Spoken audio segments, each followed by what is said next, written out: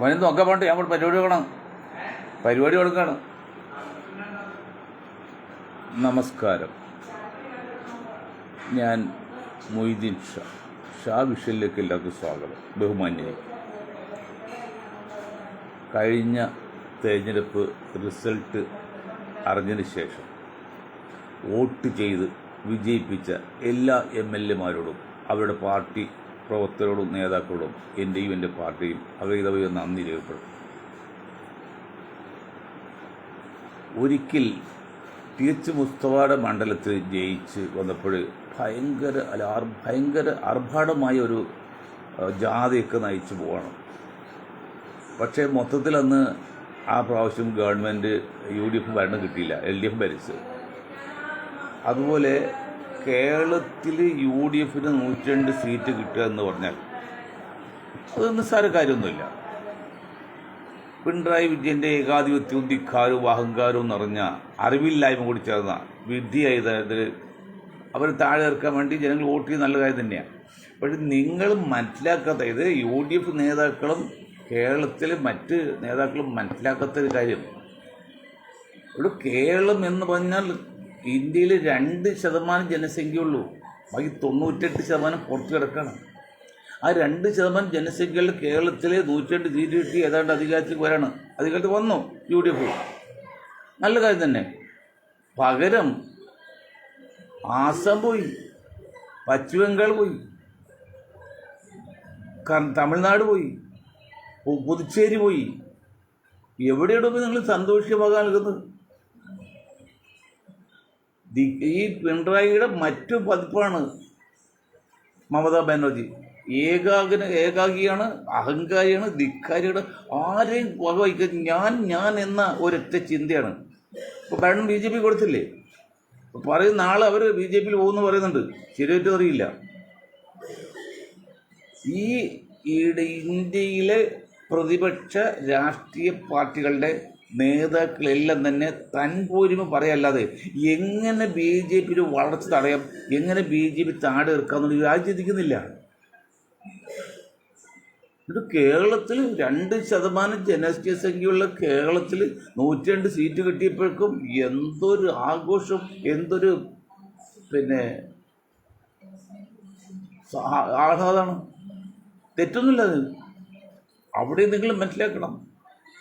ഇന്നലെ കണക്ക് ഞാൻ പറഞ്ഞു, 4 വോട്ട് ചെയ്തിട്ടുണ്ടെങ്കിൽ UDFന് വേണ്ടി 4 വോട്ട് കിട്ടിയെങ്കിൽ 3 വോട്ടും കേരളത്തിൽ മുസ്ലിങ്ങളുടെ വോട്ടാണ്. ഞാൻ തിരുവനന്തപുരത്ത് നിന്ന് കേക്ക് പൊട്ടിച്ച്. ഇപ്പോൾ ഞങ്ങൾ പിന്നെ ഈ 3-1 വരുന്ന ജനസംഖ്യയുള്ള സമുദായത്തിൽ ആഗ്രഹമില്ലേ? ഞങ്ങളുടെ ഒരു തല അവിടെ ഉണ്ട്, കണ്ടോളൂ. ഞങ്ങളെന്ന് പറഞ്ഞാൽ ഞാൻ മൊയ്തീൻ ഷാ അല്ലോ, എൻ്റെ ഗ്രൂപ്പ് പറയുന്നതാണ് പറഞ്ഞത്. മൊയ്തീൻ ഷാക്ക് എന്ത് പ്രസക്തി?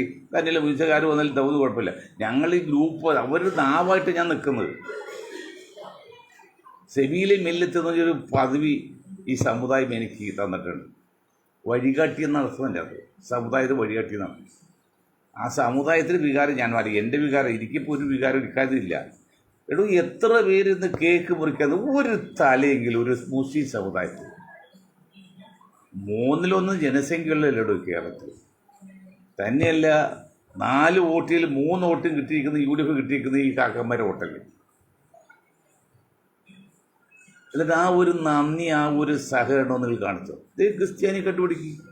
UDF ഏതാണ്ട് വരുമെന്ന് അറിഞ്ഞപ്പോഴല്ലോ കംപ്ലീറ്റ് കേരള കോൺഗ്രസ്സുകാരും ജോസഫ് ഗ്രൂപ്പ് ചെയ്ത്. കഴിഞ്ഞ പ്രാവശ്യം 10 സീറ്റിൽ മത്സരിച്ച് 1 സീറ്റിലാണ് കിട്ടിയത്. ഇത്തോടെ 8 സീറ്റിൽ മത്സരിച്ച് 7 സീറ്റും കിട്ടി. പകരം 12 സീറ്റിൽ മത്സരിച്ച് ജോസഫ് ഗ്രൂപ്പിൽ മാണി ഗ്രൂപ്പ് ഒറ്റ സീറ്റ് കിട്ടിയില്ല. സീറ്റ് കിട്ടിയില്ല, വോട്ടും കിട്ടിയില്ല, സീറ്റ് മാത്രമല്ല. കാരണം അവരട്ടെ ജോസഫ് ഗ്രൂപ്പ് ഭരണത്തിലൊരാണ് അപ്പോൾ ഇട്ടത്. അവർക്ക് അത്രയോളം അധികാരം നേടുവേറൊന്നുമില്ല. ആകെ ജനസംഖ്യ എത്രയുണ്ട്? 10%. 15%, 5% കൺവെർട്ട് സീറ്റ്, ബാക്കി 10%. ഈ 10% ജനസംഖ്യ പാർട്ടി സമുദായത്തെ നിങ്ങൾ എത്ര മന്ത്രിസ്ഥാനം കൊടുക്കും?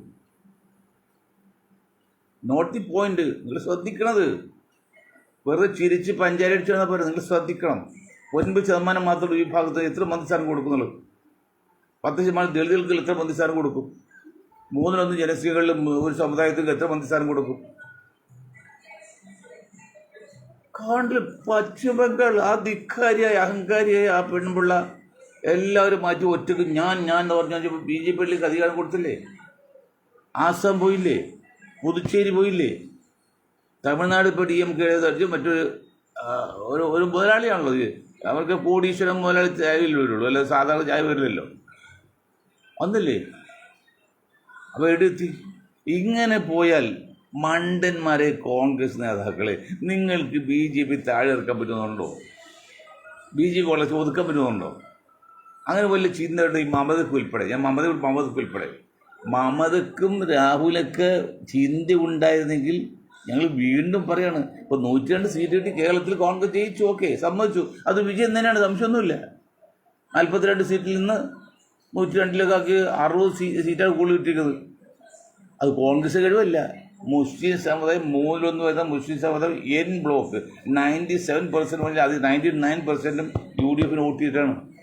അവിടെ ജാതി മതം ഒന്നും നോക്കില്ല. അപ്പോൾ വേറൊരു കാര്യം വരും, ഇവിടെ ന്യൂനപക്ഷങ്ങൾ പിന്നെ N ബ്ലോക്കായിട്ട് വോട്ട് ചെയ്ത് അങ്ങനെ ന്യൂനപക്ഷം വോട്ട് ചെയ്ത് ആർക്കാ നോക്കണം? PDPക്കല്ല, SDPക്കല്ല, കോൺഗ്രസ് നയിക്കുന്ന UDF മുന്നണിക്കാണ്. അവിടെ ഓരോ വർഗീയവാദിയെ കാണാൻ പറ്റുന്നില്ല. മറിച്ചവരെല്ലാം PDPക്ക് വോട്ട് ചെയ്യുക, SDP വോട്ട് ചെയ്യിക്കൽ, ഓക്കെ, നമുക്ക് മനസ്സിലാക്കാം. അപ്പോൾ ആ അഭ്യാസം എടുക്കണ്ട, പക്ഷെ വോട്ട് കിട്ടി എന്നല്ലോ. ഇവരെ എല്ലാം ഒരു കുടക്കീഴിൽ നിർത്തി ഈ രാഹുൽ ഗാന്ധിക്കും ഈ മമതയ്ക്കും ഈ സ്റ്റാലിനും എന്നോട് എല്ലാ നേതാക്കൾക്കും ഒരു കുടക്കീഴിൽ നിൽക്കാൻ നിങ്ങൾക്ക് പറ്റിയില്ലല്ലോ. വിഡ്ഢി തിരുമണികളെ, വിഡ്ഢി കോമരങ്ങളെ. ഇനി നിങ്ങൾ എങ്ങനെയാണ് BJP താഴെ ഇറക്കാൻ പോകുന്നത്? ഇനി ആകെ ഏതാ ഉള്ളത്? കർണാടക ഏതാണ്ട് വലിയ പ്രശ്നമൊന്നുമില്ല, വലിയ മെച്ചമില്ല. കേരളം ഇപ്പോൾ ഇങ്ങനെ, കേരളം അല്ല 2% കേരളമുള്ളൂ, ബാക്കി 90% കിടക്കല്ലേ. എന്തെത്തി എന്തായിരിക്കുന്നത്? ചില വിഭാഗങ്ങൾക്ക് തീവണ്ടി പോലും യാത്ര ചെയ്യാൻ പറ്റുന്ന കാലം വന്നു കഴിഞ്ഞാൽ ആ രാജ്യം സമാധാനം എന്നാണ് പറയാൻ പറ്റുന്നത്. അത് ഇന്നലെ ഞങ്ങൾ പറഞ്ഞത് 3 വരുന്ന ദേശീയ ലെവലിൽ 20%, 5 5 വരുന്ന ഒരു വിഭാഗം റെയിൽവേ പോയിക്കൂട്ടി ചെയ്താൽ വരുമാനം പതിയെ കുറയും, റെയിൽവേ പൂട്ടേണ്ടി വരും. അങ്ങനെ അവസ്ഥയിലേക്ക് വിടിയിരുന്ന് പ്രധാനമന്ത്രിയോട് സ്നേഹത്തിൻ്റെ ഭാഷയിൽ പറഞ്ഞിട്ടുണ്ട്. പെടിങ്ങൊന്നുമില്ല, സ്നേഹത്തിൻ്റെ ഭാഷയിൽ പറഞ്ഞു. ആലോചിച്ച് നോക്ക്. എന്നോട് ഇന്ന് 100 ഫോൺ കോളും മെസ്സേജാണ്. ഇന്ന് രാവിലെ ഒരു 11 മണിയായപ്പോഴേ KPCC ഓഫീസിൽ വെച്ച് കേക്ക് പറിച്ചു. നിങ്ങൾ ആ ഫോട്ടോ ഒന്ന് എടുത്ത് നോക്കി. എവിടെയെങ്കിലും രംഗത്ത് കാണികളല്ല, ആ നേതാക്കളുടെ കൂട്ടത്തിൽ ഒരു തല കാണിക്കാൻ പറ്റുമോ? വർക്കല കാഹറാണ്ടായത്, കാഹറിനെ അവിടെ തോൽപ്പിച്ചു കളഞ്ഞു. ഹസൻ കാർന്നൊരു സീറ്റ് കൊടുത്തില്ല. ആ MRS ഷെർഫീഖിനെ കൊടുത്തെങ്കിൽ വർക്കല ജയിച്ചു പോകുന്നതിന് കൊടുക്കൂല. ആരും വളർത്തി ഓടുന്നില്ല. ഒരു ആര്യമായിട്ട് TH മുസ്ലിം കഴിയുമ്പോൾ തീർന്നു. പിന്നെ തലമുറന്ന് വളർത്തിയില്ല, വളർത്താൻ മുസ്ലിം ലീഗ് സമ്മതിക്കില്ല. ഇപ്പോൾ KPC പ്രസിഡന്റ് ഇപ്പോൾ വളർന്നു വരുന്ന നേതാവാണ്. KPC പ്രസിഡന്റ് സാധ്യതകളാണ് ഷാഫി പറമ്പിൽ. KPC പ്രസിഡന്റ് ആകുമോ? ആകെ മുസ്ലിം ലീഗ് സമ്മതിക്കുമോ? മുസ്ലിം ലീഗ് എന്ന് പറഞ്ഞാൽ നമ്മൾ 22 സീറ്റ് കിട്ടി, ജയം മോശമൊന്നുമില്ല. അവർ ഞങ്ങൾ ഒരു പുരുതാനും കുറ്റം പറ്റത്തില്ല. ഏറ്റവും കൂടുതൽ ഭൂരിപക്ഷം കിട്ടിക്കുന്നത് പിന്നെ കുഞ്ഞാലിക്കുട്ടിക്കാണ്, കണക്കിൽ വെച്ച് വന്നതിലും ആകും. അതുകൊണ്ട് കാര്യമില്ലെന്ന്. നിങ്ങൾ സ്വയം മുഖ്യോദ്യാഗം നിങ്ങൾക്ക് സാഹചര്യം സർക്കംസ്റ്റൻസ് എന്ന് പറയും, സാഹചര്യം ഒരുക്കണം. അത് ഒരുക്കണമെങ്കിൽ നിങ്ങൾ പേര് മാറ്റണം, മുസ്ലിം പേര് മാറ്റണം. അല്ലെങ്കിൽ ഒരു മുസ്ലിമിന് മുഖ്യോദ്യാക്കാൻ അല്ലെങ്കിൽ KPC പ്രസിഡന്റ് നിങ്ങൾ മൗനമായിട്ട് നിൽക്കണം. നിങ്ങളുടെ ചെറിയ ലാഭത്തിന് വേണ്ടി ഈ സമുദായത്തെ നിങ്ങൾ തകർത്തുകൊണ്ടിരിക്കുകയാണ്. കേരളത്തിൽ പോലും വടക്കേറ്റിലെ കാര്യം പറഞ്ഞിട്ട് കാര്യമില്ലോ. റോഡ് അടക്കാൻ പോലും പറ്റാത്ത കാലം വന്നപ്പോൾ എന്ത് സുരക്ഷ വേണം? നിങ്ങൾ എന്ത് തീരുമാനിച്ചിട്ടുണ്ട്? ഇനി മന്ത്രിസ്ഥാനം നിൽക്കാൻ വേണം. അവിടുന്ന് ഇവിടുന്നൊക്കെ ജയിച്ചു വന്നിട്ടുണ്ട്. 7 മന്ത്രിയിൽ കുറഞ്ഞ് ഈ സമുദായത്തിൽ കൊടുത്താൽ മിനിമം 7 മന്ത്രിസ്ഥാനം കൊടുക്കണം. അല്ലെങ്കിൽ 4 മാത്രം ലീഗ് കൊടുക്കുള്ളൂ, ബാക്കി 3 കോൺഗ്രസിലുള്ള മുസ്ലിങ്ങൾക്ക് കൊടുക്കണം.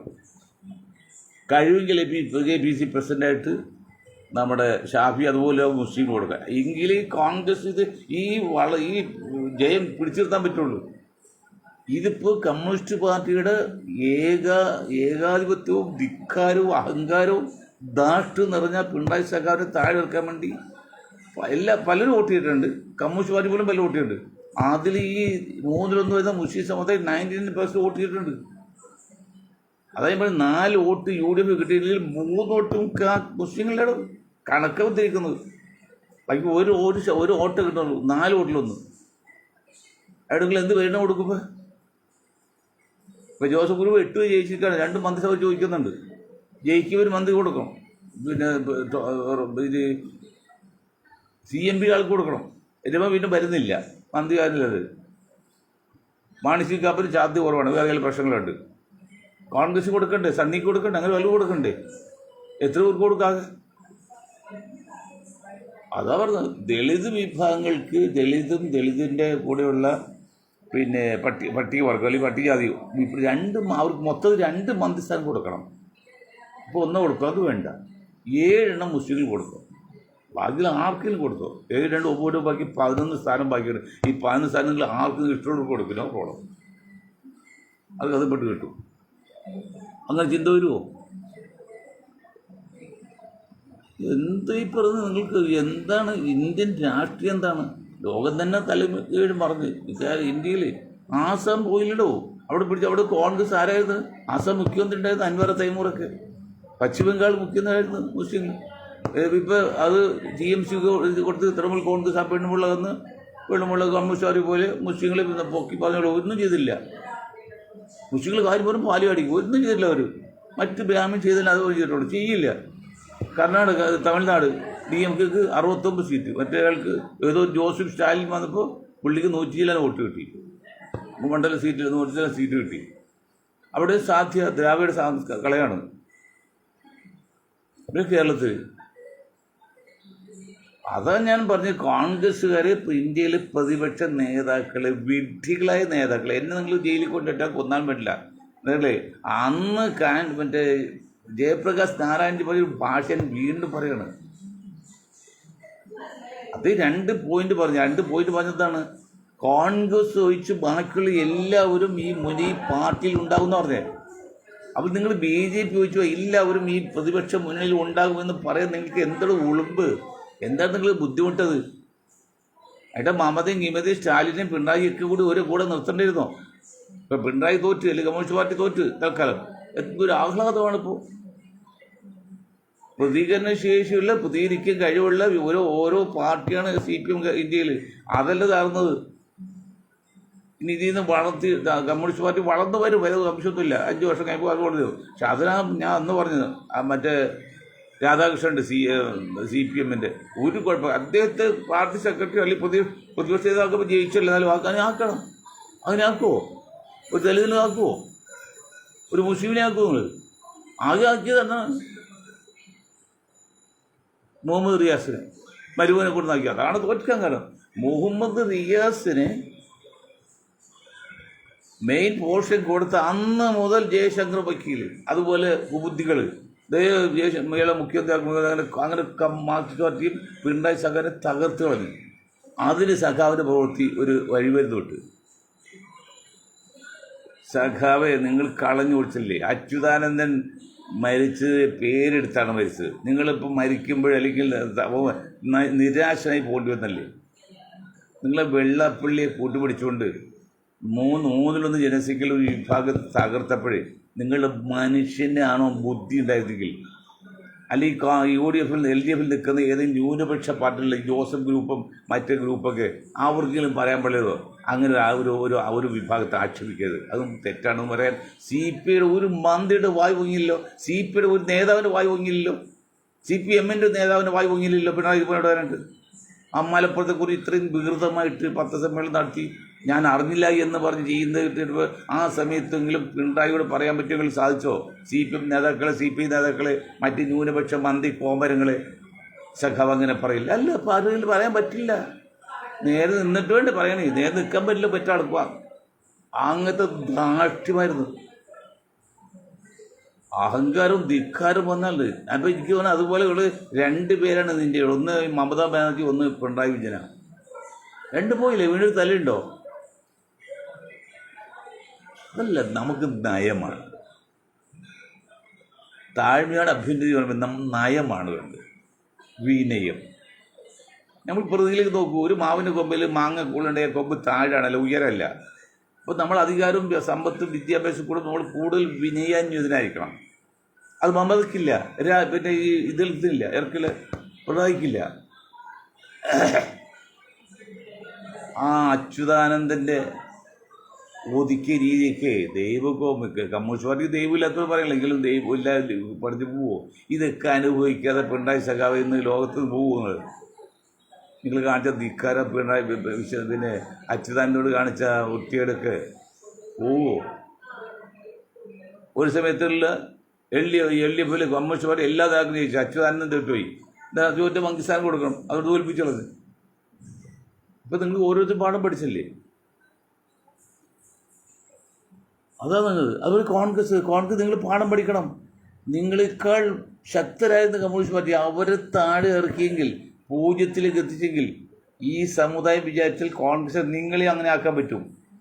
അവിടെ നിങ്ങൾ അഹങ്കാരം കാണിക്കരുത്, ധിക്കാരം കാണിക്കരുത്. പിന്നെ തങ്ങളെയും കുഞ്ഞാക്കനെയും കണ്ടുകൊണ്ട് നിങ്ങൾ സമുദായത്തെ മാറ്റി നിർത്തരുത്. സമുദായമാണ് വലുത്, കുഞ്ഞാക്കയും തങ്ങളും അല്ല. കുഞ്ഞാക്കൻ തങ്ങൾ ആവശ്യം തന്നെ. അതുണ്ടോ? നിങ്ങൾ ഒരു നേതാവ് നിങ്ങൾ വളർത്തിക്കൊടുന്നുണ്ട് മുസ്ലിം സമുദായത്തിൽ ഈ കോൺഗ്രസ്സിൽ സീനിയർ നേതാവ് ഒരാളുണ്ടോ?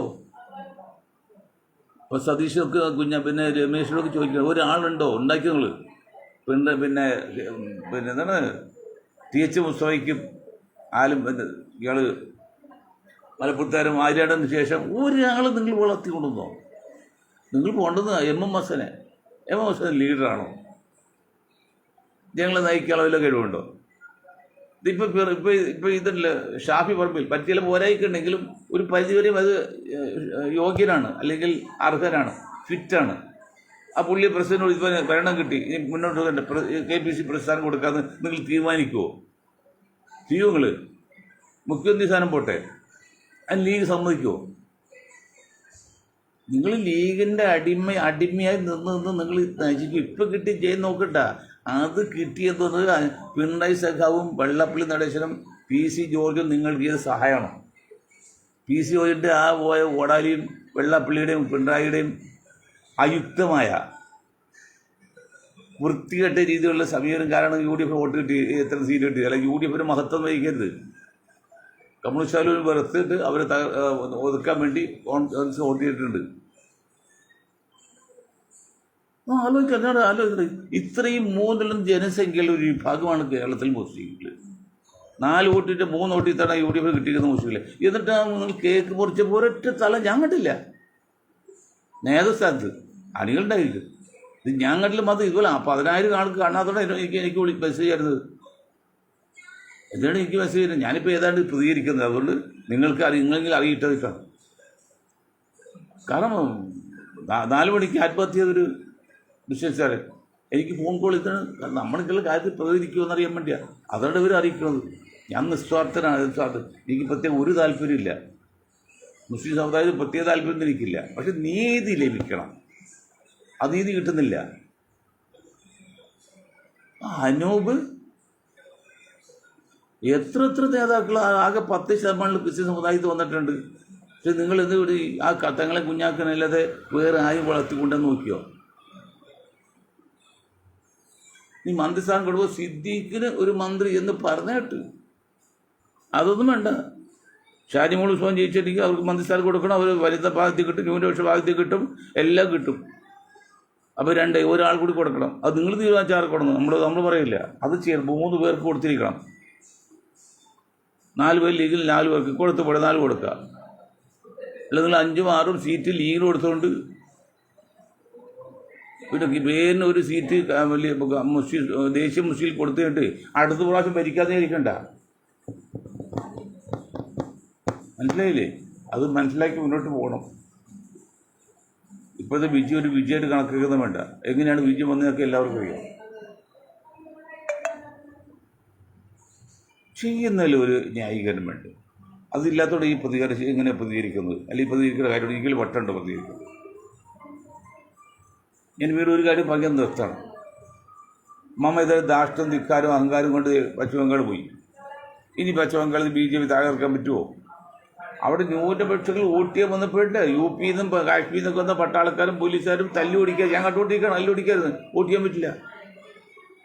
1 കോടി പേരെ 1 കോടി പേരെ വോട്ട് SIR കളഞ്ഞു. എന്നാൽ അത് കുറേയൊക്കെ അഹങ്കാരമാണ്. ഡാക്ടർക്ക് മമത ചോദിക്കും ഞാൻ മതി, ഞാൻ എന്ന്. പിണറായിയുടെ മറ്റു പതിപ്പ് ഇപ്പോൾ രണ്ടുപേർക്കും ആശ്വാസമായിട്ടോ, വീട് തലയില്ല. അല്ലെങ്കിൽ മമത എന്നാൽ കുറച്ചുകൂടി ദീർഘവീക്ഷമുള്ള ബുദ്ധിയുള്ള നിനക്ക് സോണിയേക്കാൾക്ക് രാഷ്ട്രീയ പാരമ്പര്യമുള്ളൂ. നിങ്ങളെന്താ, നിങ്ങൾ ഈ പ്രതിപക്ഷത്തെ എല്ലാവരും മുന്നണി നിർത്തിയിട്ട് കൂടെ ചേർക്കേണ്ടിയിരുന്നില്ലേ? അതിന് കമ്മ്യൂണിസ്റ്റ് പാർട്ടി തൊടുവില്ല, കോൺഗ്രസ് തൊടുവില്ല, BJP തൊടുവില്ല. എനിക്ക് ഞാൻ മാത്രം മതി. അതല്ല, ലഘുഭക്ഷണം കുറച്ച് പിന്നെ വില കുറഞ്ഞ സാരി, കോട്ടൺ സാരി കൂട്ടി, അതൊന്നും അല്ല. ജനങ്ങളെ എല്ലാവരെയും കൂടെ നിർത്തി മുന്നോട്ട് പോകാനുള്ള ഒരു കപ്പാസിറ്റി, നയവും തന്ത്രമാണ്, യുക്തിയാണ് വേണ്ടത്. അത് മമതക്ക് ഉണ്ടായില്ല. ഇനി മമത താമസം ചെയ്താൽ കിട്ടുമോ? ഇത് പുതുച്ചേരി പോയി, BJPക്കാണ്, ആസാം പോയി.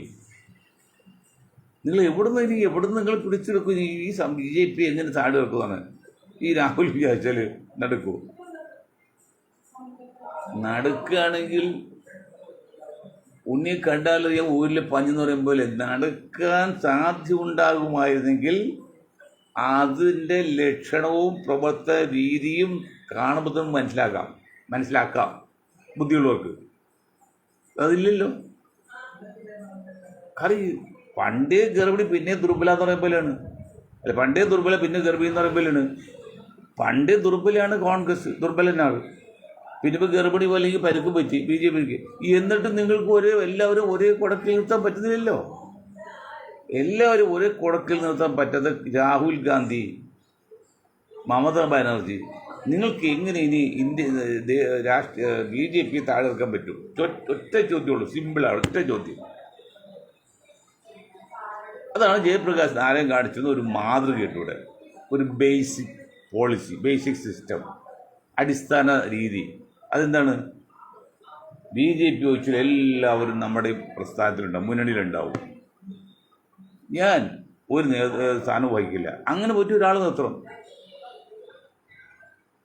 അത് ചെയ്തോ? ബീഹാർ കളഞ്ഞില്ലേ? എനിക്ക് ഇന്നലെ ഈ നിലക്ക് കേരളം പോവും. അപ്പോൾ ഞങ്ങളൊരു കാര്യം പറയാം, ഞങ്ങൾ ചെയ്യാൻ മുസ്ലിം സമുദായത്തിൽ പറയാണ്, ഞങ്ങൾ കാര്യം പറയാം. 20% വരുന്ന ഓൾ ഇന്ത്യ ബേസ് 20% മുസ്ലിങ്ങൾ ഞങ്ങൾ BJPയുടെ അണ്ടർസ്റ്റാൻഡിലെത്തും. ഞങ്ങൾ തോൽപ്പിക്കാന്ന് വിചാരിക്കണ്ട. അണ്ടർസ്റ്റാൻഡ് എത്തിയാൽ 70% ആനുകൂല്യങ്ങൾ നമുക്ക് കിട്ടിയാൽ മതി. ഞങ്ങൾ നിങ്ങളെ എതിർക്കുന്നില്ല എന്ന് പറഞ്ഞ് ഒരു ധാരണ എത്തിയല്ലോ. ഒരു അണ്ടർസ്റ്റാൻഡിൽ എത്തിയാൽ പിന്നെ മുസ്ലിങ്ങളെ സംബന്ധിച്ച് പേടിക്കാനൊന്നുമില്ല. നമ്മൾ കാണും അതല്ല, മുസ്ലിങ്ങൾ മാത്രമല്ല, ദളിതും വേണം, പിന്നോക്കം വേണം, എല്ലാവരും വേണം.